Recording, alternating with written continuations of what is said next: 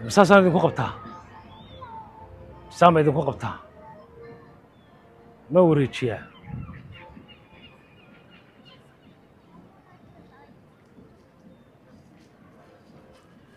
xagan xataa waa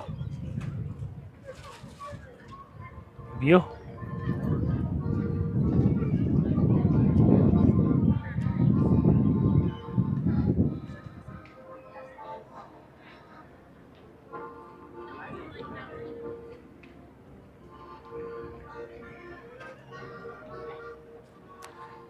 marka